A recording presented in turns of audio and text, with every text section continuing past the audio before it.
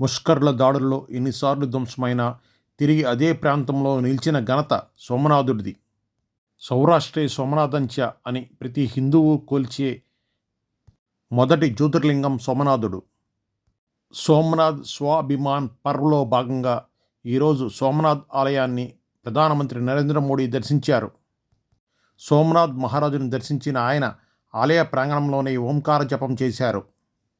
సోమనాథ్ ఆలయాన్ని ముష్కరులు ధ్వంసం చేసిన తీరును, తిరిగి ఆలయాన్ని నిర్మించిన విధానాన్ని ప్రధాని లేజర్ షోలో తిలకించారు. ప్రథమ జ్యోతిర్లింగం సోమనాథ స్వామిని ప్రధాని భక్తితో కొలిచారు. డ్రోన్ షోను తిలకించిన ఆయన హరహర మహాదేవ అంటూ నినదించారు.